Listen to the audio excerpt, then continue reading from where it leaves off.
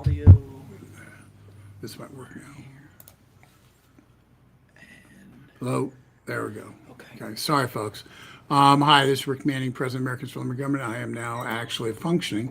Apparently, I turned off my audio settings when I was doing a video with somebody, and I forgot to turn it back on. So apologize.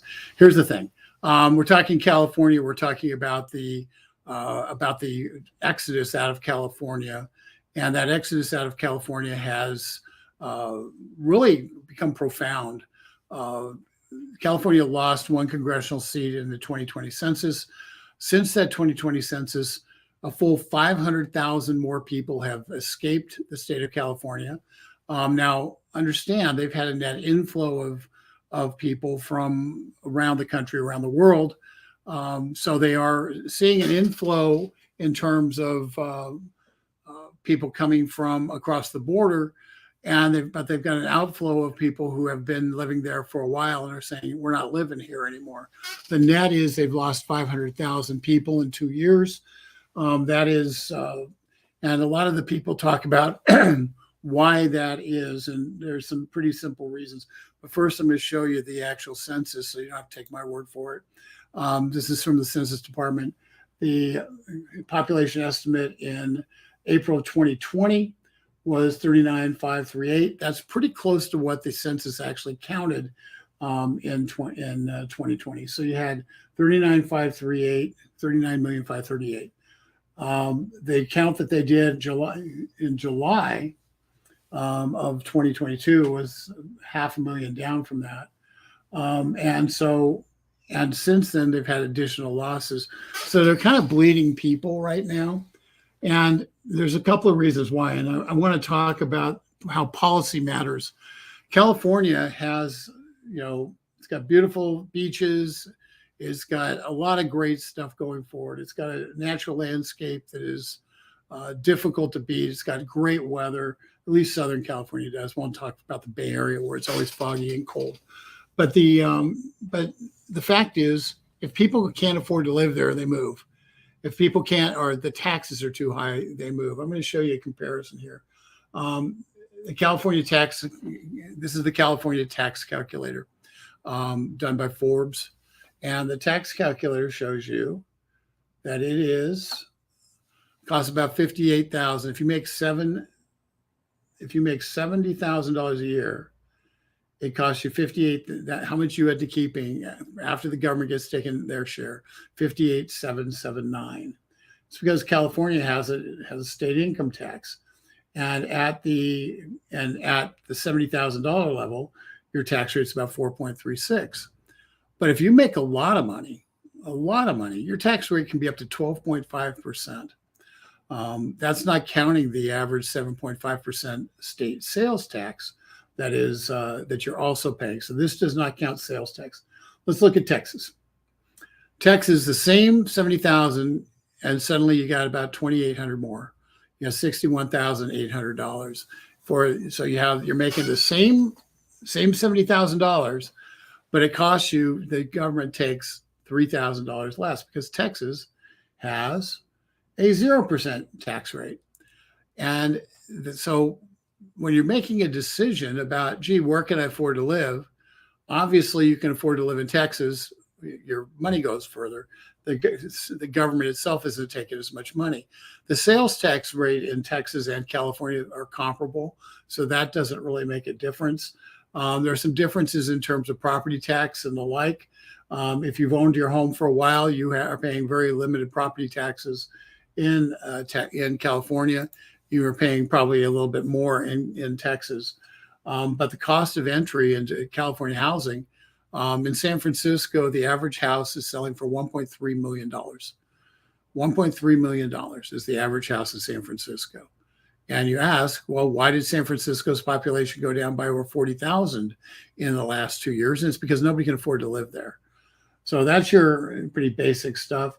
But I'm going to get into one policy thing that California's done that's been really, really stupid and is going to cause even more flight. Back in 2019, they passed an initiative which was pushed by the labor unions that under the guise that it was going to help gig workers, people who are working like at driving Lyfts or driving Ubers or delivering food through Uber Eats, that kind of episodic work where people are choosing their own hours, and the do-gooders in the state were saying they're not getting paid enough money, and we want to make sure they get paid more money. And so what they did is they passed something called AB5, which effectively outlawed gig work. And it outlawed gig work in such a way that because the unions want it, because they want these people to work for a company so they can unionize them. That is what all of that is about. And so there are a bunch of court battles over it. And eventually the AB5 has been allowed to stand. It's going into effect. This is having an effect on independent truckers. It's having an effect on independent. It has a potential effect on individual franchise owners. It's having a massive effect on a whole broad variety of people who don't want to work for somebody else. They want to set their own hours. If they want to take 3 months off, they want to be able to take 3 months off. If they want to work 12 months straight, they want to be able to work 12 months straight. If they want to work 7 days a week, they can work 7 days a week. So if they want to work on, they only can afford to work if they're an Uber driver, they've got another job. They want to supplement their income. So they might only work on Saturday and Sunday, or they might work in the evenings so they can work have a regular job during the day, or another gig job during the day. Bottom line is these are people who are deciding they're taking their own destiny in their hands. They're not going into a 9-to-5 economy by and large, and they have opted for that. And it's very popular amongst people who are younger, who like the idea of being able to basically have more freedom in their job. So so California said, we don't want that. And they're trying to, through AB5, are effectively forcing people into a normal 1950s style employment model. And it's gonna prove disastrous, because a lot of the independent truckers are going to say, I'm not going to, I just spent a lot of money on a new truck. I'm not going to go work for somebody else and make a salary or make an hourly wage. I want to make money. I invested in this. So we're seeing that happen a lot. And why that matters and why I bring that up is because on the federal level, the Democrats are trying to pass something called the PRO Act. And the PRO Act has a lot of different features. But some people, and my friends who I used to work at the Labor Department, for those of you who don't know, under the George W. Bush administration, and some of my friends who were worked at the Labor Department basically call the PRO Act all the bad ideas that big labor has all thrown into one pot. So it does things like, if you want to organize for a labor election, and you're trying to organize a company. It would create something called card check, where you're not allowed to, where effectively it's not a secret ballot, that they can collect. Somebody can come to your door and say, I want you to sign a unionization card. And if you tell them no, then you're on the wrong side of the union. So you don't get to pull a curtain and vote. They can basically force an open ballot that way and intimidate people into voting for them. So that's one of the aspects of it. Ending basically AB5 is part of it, trying to end gig workers and force them into unionized jobs so they can be unionized. So there's a whole variety. They're trying to go after independent franchises and make it so if you're a McDonald's franchisee or a Burger King franchisee, 7-Eleven franchisee, any number of those franchises, you all know the various hundreds, thousands of names. They're trying to make it so you really lose your independence as a franchise, and the mother company has a lot more responsibility, financial responsibility, if you mess something up. And as a result, the mother company is going to would become responsible for a lot of the functions, and you would become effectively a store clerk, somebody who's managing a store rather than owning a business. And so cutting off the American dream in terms of being able to benefit from somebody else's marketing, but then running your store so efficiently that you're able to make real money on it, make a profit and be able to benefit, and then potentially expand and own multiple stores. That's kind of the American dream, and the franchise model is one of the ways that occurs. They're trying to cut that off by some very uh, by creating an environment where it doesn't make sense for a company to have franchise stores, because they'll be responsible for any kind of problem that occurs at the franchise store, related to an OSHA violation, or if somebody messes up the payroll, or any number of different things. Suddenly the national and international company will be responsible, when in fact those are not things that they oversee. And they don't oversee them because those franchisees are buying marketing, and they may be leasing a building, and they're buying the management expertise in terms of some guidance that are given, but they're running their own business, and they pay a certain percentage of money out to the mother company, and as a result, for the various marketing and other value adds they provide.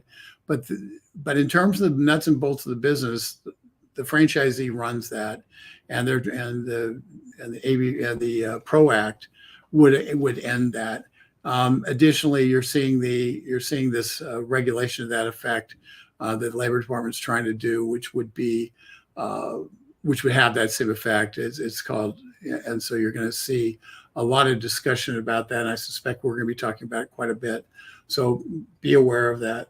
The other thing I wanted to talk about today, going beyond the labor laws in California, is when you look at the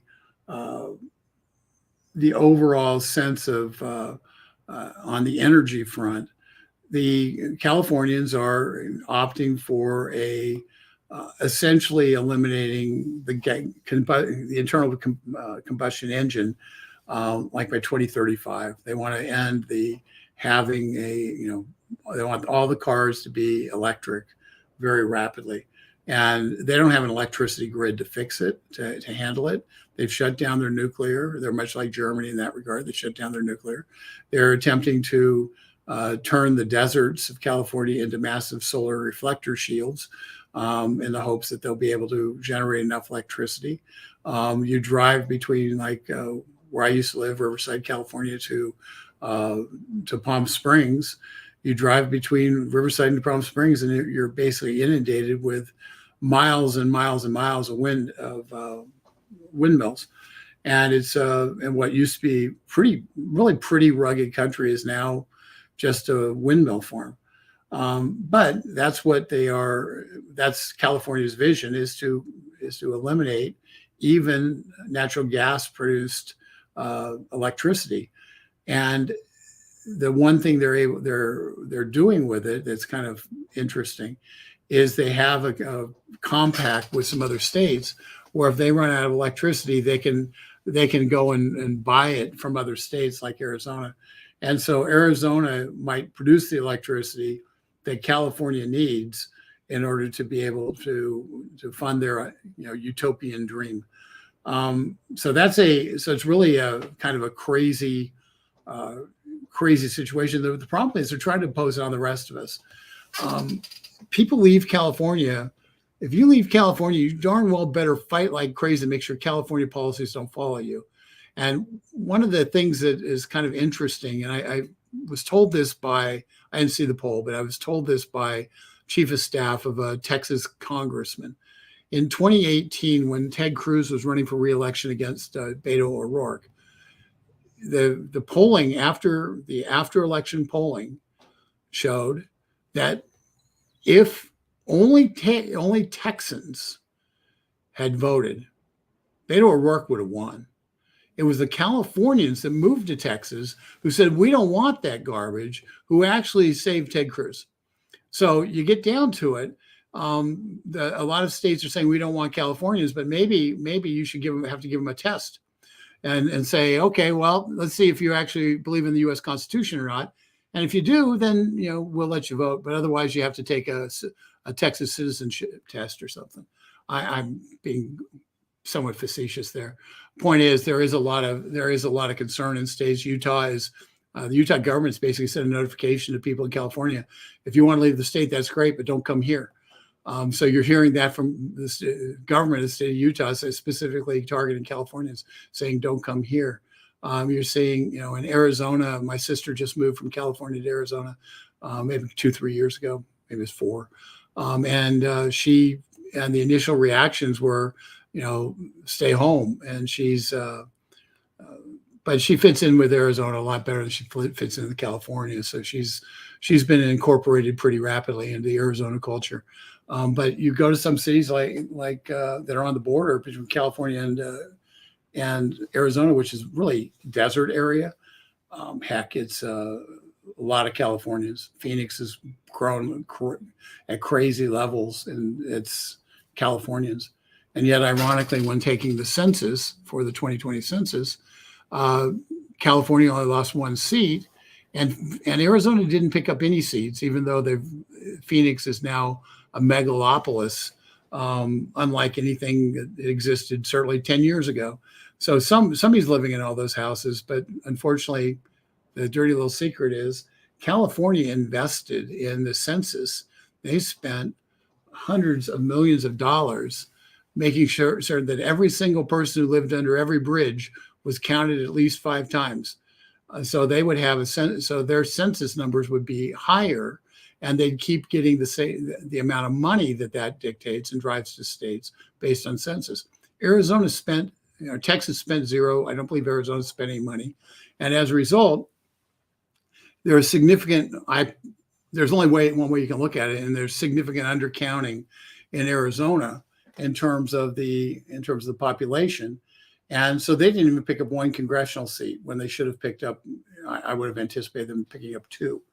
So that's that's how the politics works. California understood we have to save ourselves. And the way we're going to save ourselves is by making sure everybody in the state gets counted.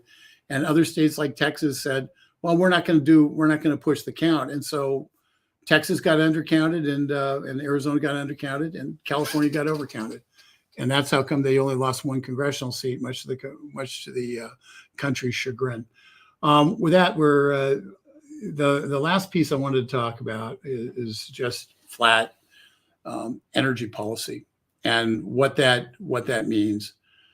We've seen in Europe, in Germany, where they effectively eliminated. They had heavy reliance on nuclear, and they eliminated their nuclear power over a course of 10 years. They were set to shut down their last nuclear power plant in December of last year. They kept it open because they need electricity generation, and they reopened one of their other power plants to try to solve the problem. Here in America, we've seen our capacity to refine oil be diminished.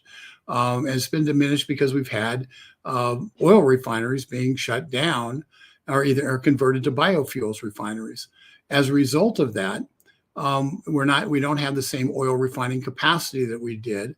We haven't had a new major oil refinery in years and years produced in this country. And Chevron CEO says we're not going to have one based on the fact that we don't want it. Joe Biden goes on the air and says we're going to need oil for 10 years. Well, you know what? You don't invest in a brand new oil refinery with all those costs if you're going to have a diminishing demand for your product. So Joe Biden, by saying, "Oh, come on, man, we're gonna need oil and natural gas for at least another 10 years," effectively sent a clear message that you'd be an idiot to invest in a new oil refinery if your market isn't going to be increasing, and in fact you're going to be shutting down refineries around it. Why do you take on the expense of a refinery and the long-term debt? You don't. So if Joe Biden actually wants to do something, and this will be job one when Donald Trump or somebody else becomes president in 2025, job one is going to be to encourage the opening up of oil refineries, to expand our oil refining capacity, to encourage the Chevrons to invest in oil refineries, and to make it a national kind of charge to do that. Because folks, we can pump all the oil out of the ground we want, but if we can't refine it, we're still dependent upon those countries that can. And so if you're sitting there and you're exporting the oil and you're exporting natural gas, that's interesting, but it doesn't actually help you at the pump. It doesn't ensure that you're not relying on other people who don't like you. You're actually relying on other countries to do what is considered to be the environmentally sensitive work of refining oil and gas. And by doing that, you're exporting the environmental risk, but you're actually importing a dramatic national security risk, because you're putting your ability to put fuel in your gas tank at the hands of people who don't like us very much. So that's the reality on that. California is going the exact wrong direction. California used to be the third largest oil producing state in the nation. It's dropped dramatically. One saving grace is that the Speaker of the House, his district is an oil producing district. In fact, his district is one of those districts that has massive capacity in terms of hydraulic fracturing. But California is not allowing that to be developed. So we have a Speaker of the House who actually understands the push and pull between the environmental left and the need to produce oil and produce natural gas. And as a result, because it's in his own district and he can see it and he lives it. So that's some good news on the national front, that Kevin McCarthy actually knows this stuff and he understands it. It's in his district, and he's got constituents that support him for years and years and years who have been victims of the environmental left.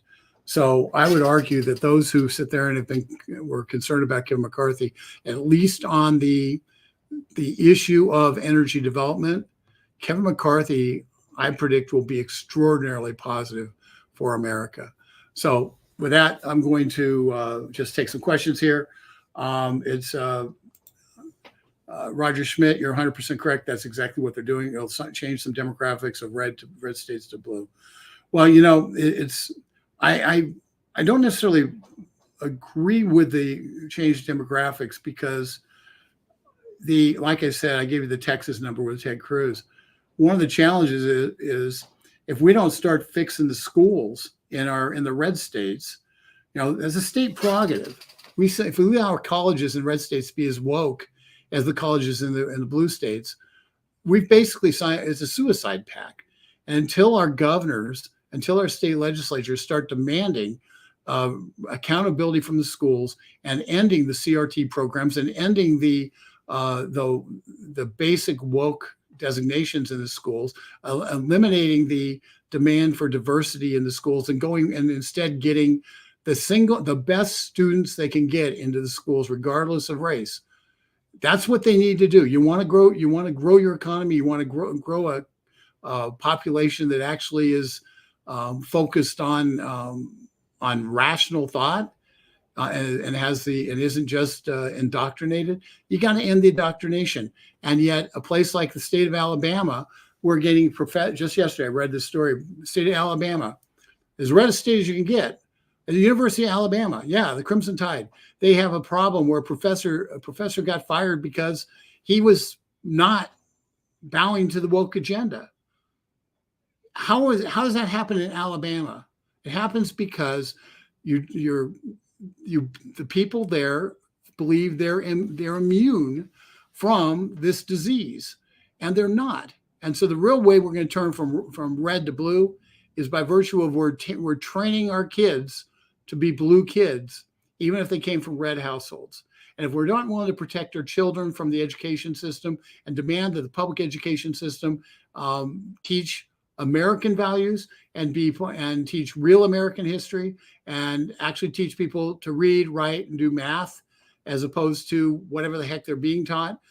If we cannot do that, if we cannot insist upon that, and have our state legislatures insist upon that, and our governors insist upon that, and take back the schools in the red states, then everything else doesn't matter, because we'll lose the red states in 20 years anyway.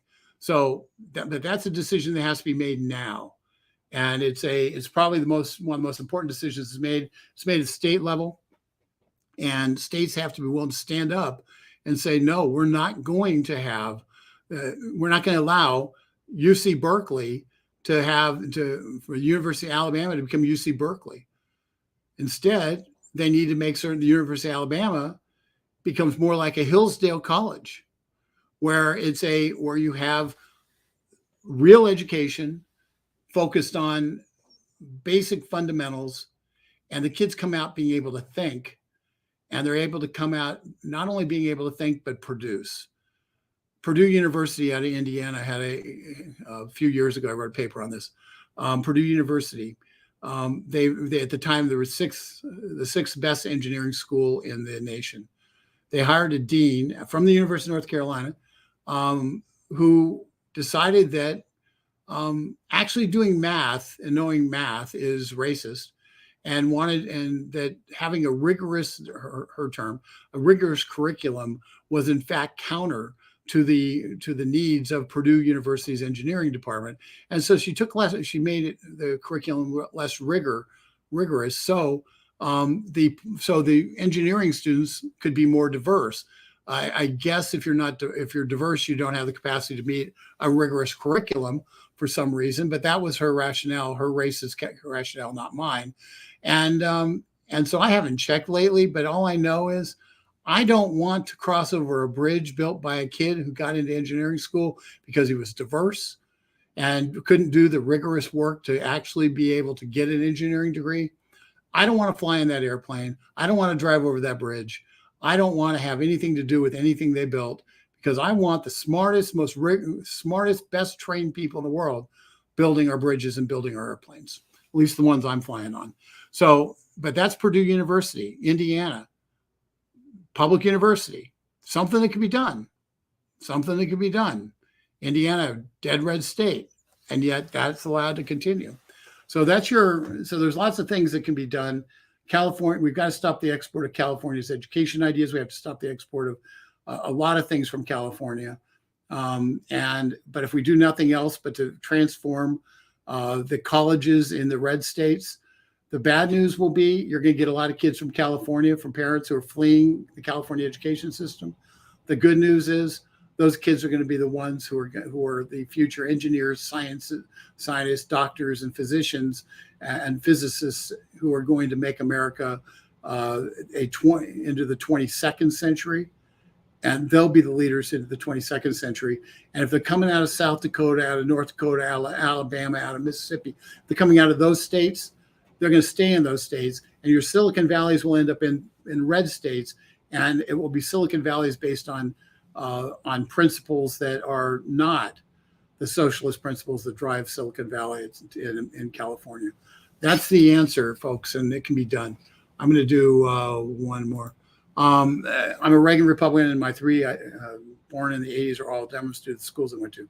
They're all intelligent, successful business, but the Democrat support breaks my heart. Jeff, I feel your pain.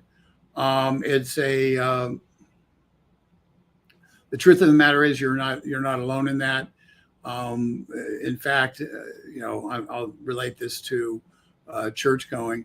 There's a study I saw that said less than 30% of the kids who are raised in going to church end up going back to church once they come back from college, and it's a problem it's not just left right. It's a vertical problem in terms of the indoctrination secularizes kids as well, and the strongest faith kids oftentimes will reject faith in some respects because they are our churches are failing them, and they're not getting the education they need to be able to defend their faith.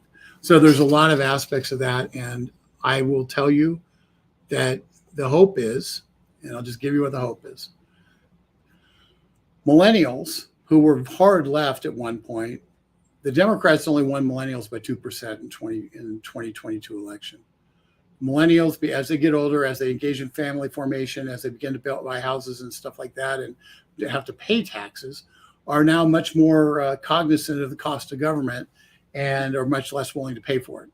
So, I think you're going to see that same shift with Gen Zs, who are relatively independent compared to millennials. So we're going to see some real shifts in the way things work and the way people look at politics. But I don't think those shifts are necessarily going to be all bad, because as people get more experience with government, the more you get experience with government, the less you want to have it in your life. And so the good news is the more intrusive the government is, the less people like it. And the younger and Gen Zs in particular really don't like intrusive government. going back full circle to what I was talking about with the gig economy. When those kids who are in the gig economy sit there and discover that their gig job is now, they're now going to have to work fixed hours, they're gonna be mad at whoever caused that. Who caused it will be the left, because then big government will directly affect them. And with that, I'm going to let us go. Have a great weekend. I appreciate all you on here, and we will see you on Monday.